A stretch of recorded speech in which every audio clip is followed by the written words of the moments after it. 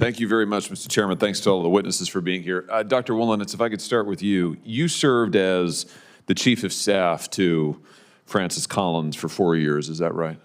That's correct, Senator. From 2017 to 2021, is that correct? Yes, that's correct. So right through the heart of the pandemic. Yes. I noticed that Dr. Collins was intensely interested in discrediting the lab leak.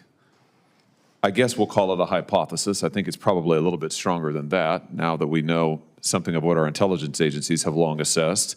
Last month, I had the chance to speak with Dr. Robert Gary, who sat right where you are, who co-authored that really, frankly, shameless propaganda piece, the Proximal Origin paper, which famously, infamously stated that the SARS-CoV-2 is not a laboratory construct or a purposely manipulated virus. It went on to say it could not possibly have come from a lab.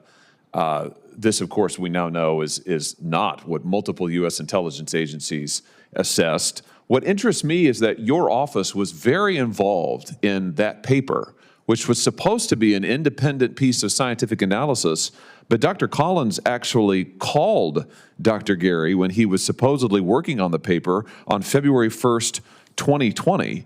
Is it normal for scientists who are supposedly doing independent research to get together and talk about how their conclusions are going to come out?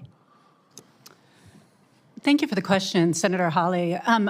I think in general, yes, it is quite common for scientists across biomedical research fields, while they're in the process of doing research, to discuss with colleagues and other scientists. I do not believe that that is an accurate description of the conversations that took place. Well, tell us, what were the nature of the conversations?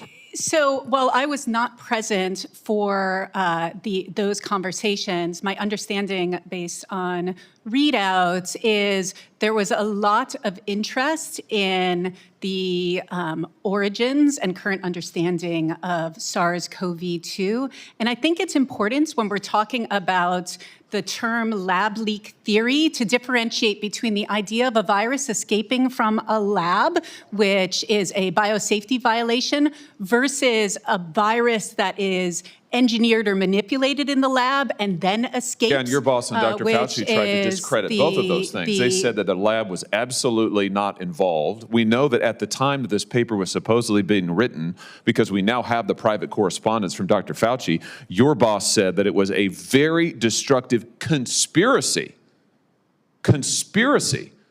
to think that there was a lab involved.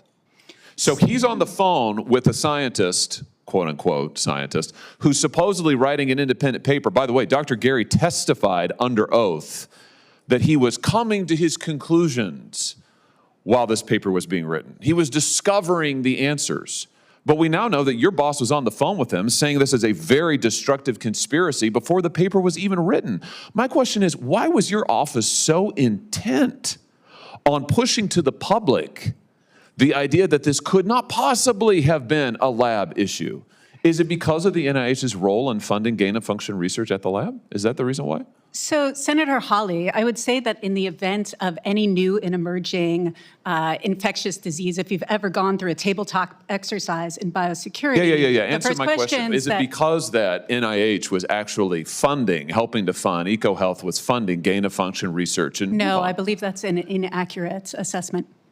And in fact, your boss misled Congress and testified falsely that NIH and the EcoHealth had never conducted gain-of-function research at Wuhan, correct? No, that's incorrect. He did testify that. I believe, sir, that what he testified to was that there was no evidence at that time that NIH was funding research that met the scope of the P3CO policy, which I want to differentiate from the term gain-of-function research. Oh, of course, this is the classic. This is the classic.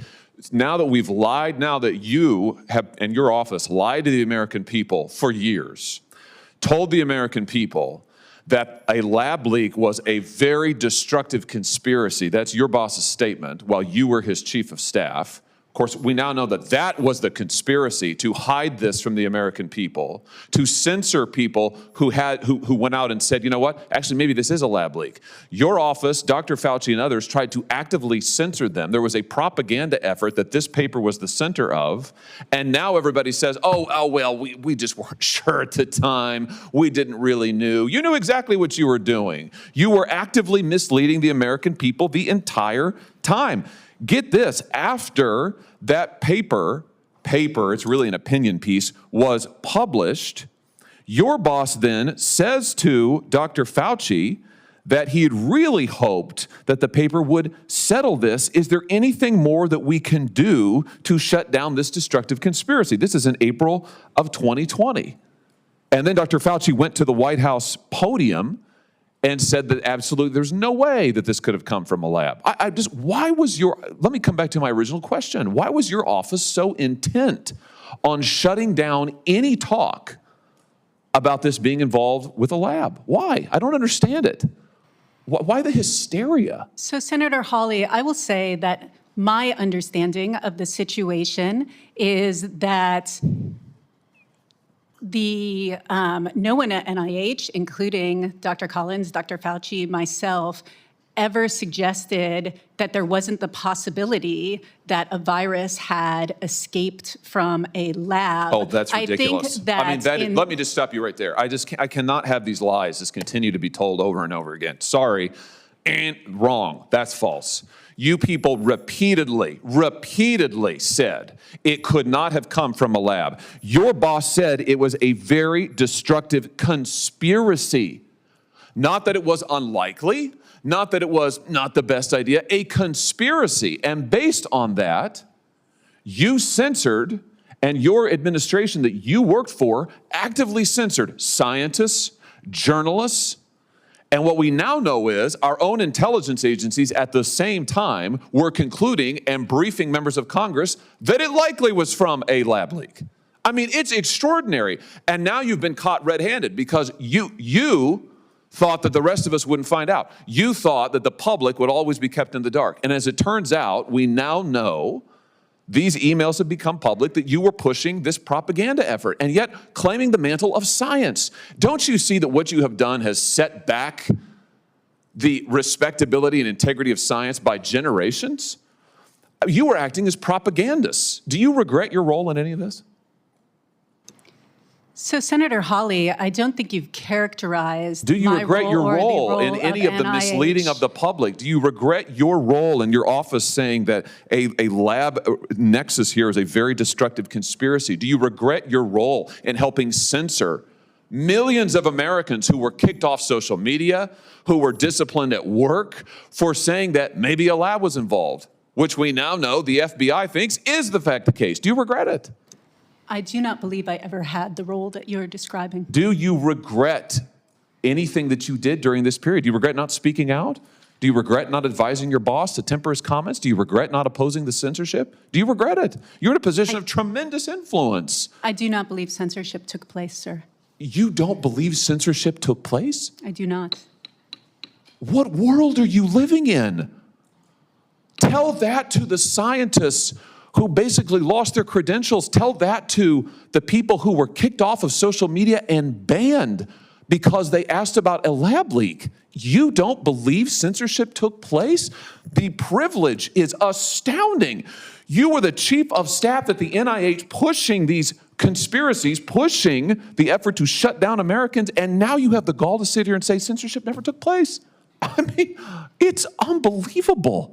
Senator, unbelievable. Senator, I cannot believe that that's your testimony. And frankly, I can't believe you have the gall to sit here and say that. Thank you, Mr. Chairman.